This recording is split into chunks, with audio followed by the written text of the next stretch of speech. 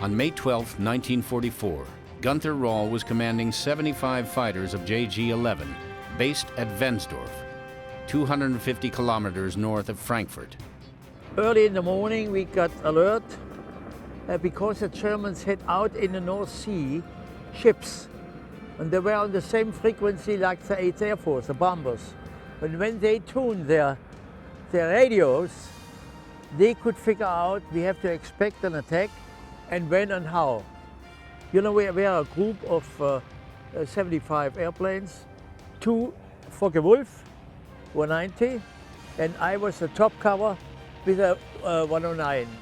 Patrolling at 33,000 feet, Rall's Staffel bounced a group of P-47s flying top cover for Zemke's squadron.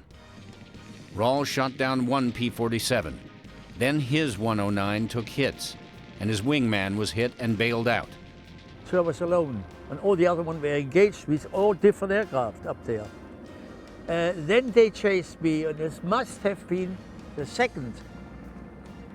I attacked Zemke's leading group. Only years later did Zemke learn that his 2 wingmen were shot down by Germany's 3rd highest scoring ace. Zemke dove to escape Rall's guns, and Rall himself was jumped by P-47s. And they chased me, and we knew exactly the P-47 is much faster as a 109 in a dive, and had a much higher structural strength as a 109. But what can you do? I was chased by 4, almost line abreast. And I turn left, I turn in the bullets. And I turn right, turn in the bullets, and pull up the bullets.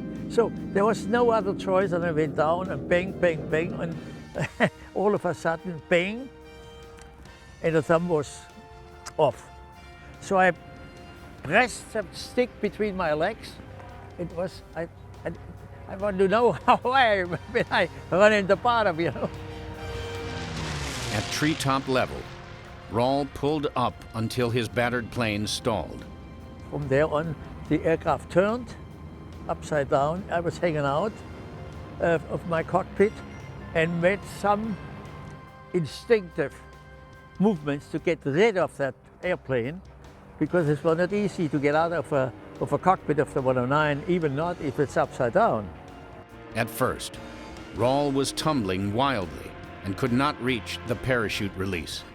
And all of a sudden, it was quiet. I was looking how high, and I pulled until I was on the parachute. And then I recognized, I said, "Shorty, where's my thumb?" I came down and was hanging on a tree. You know, I landed in a wood. And it was good. There was no impact on the bottom, because 1 year earlier I had broken my back 3 times, and this was dangerous. And I solved my harness, fell down, and not on the bottom. It was a steep slope, you know, bump, bump, bump, bump. Not a hard impact. But this is then when the farmers came, and I said, "I'm a German." Conflicting combat reports from May 12th make it impossible to determine who shot down Gunther Rall. The evidence suggests that it was probably Lieutenant Rankin or his wingman, Lieutenant Cleon Thornton. It was the 8th time Rall had been shot down. I get used to it, and I like that. But this was my first bailout. My first and the last one. When the war ended in Europe, Gunther Rall returned home, packed a suitcase, kissed his wife, and walked into captivity. After a brief stay in England, he returned to Vienna and faded into civilian and family life.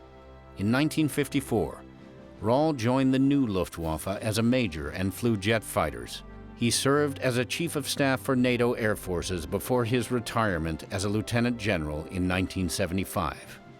A chance meeting in 1991 brought these 3 old adversaries together again. the beginning of deep and lasting friendships. Gunther Rall is coming over for Germany, and Hub Zemke's coming down here to the Costa Mesa, California, from his almond ranch in California. We would like you to come out here to be with them. We're going to do a painting of that particular mission on 12 May 44. Well, I said, fine, I'd love to come. So we'll pay your way, we'll do all that good stuff. So that was the first time I met Gunther. We spent 5 good days together. We became friends immediately, and we have been friends ever since. And now, a couple of years back, he said, Shorty, I'll never shoot at you again. A fighter pilot has a personal relation to his enemy. He sees him. It's man to man, where we had the real dogfights in Russia, because you could see his face. So we respected each other. He fought for his country, I fought for his country, and we had personal contact in the air. So you have a personal relationship, and this is that the fighter pilots after the war became friends. It's typical. I'm a very emotional guy for a fighter pilot, I'll tell you. But I love this country. And every young person who lives here ought to be blessed to know that they've been so fortunate to be born here. And when the time comes, if you have to do your thing for your country, you better damn well step up to the bat and do it. See, anybody who's so fortunate, he feels the same about his country. 3 wars and I'm still here. I'm 88. I feel fine. I'd go to tomorrow and fight, but I wouldn't fight against Gunther. In 2006, Gunther Rall published his autobiography, My Logbook. Kurt Bratz was his editor and publisher. I remember one evening after a hard day of work when we were working on the biography, and we sat right here on under the porch, both of us with a glass of whiskey in our hands, and didn't speak for a couple of minutes. And suddenly, into the silence, he said, "You know what? I looked into the faces of most of the guys I had to kill, and tears ran down his face." And I said, "Why so?" And he said, "You know, the air war on the Eastern Front took place in altitudes below 5,000, 10,000 feet. Nobody wore an oxygen mask. And when you engaged, you came across the guy before you turned in. And I could see them, and a minute later they were dead."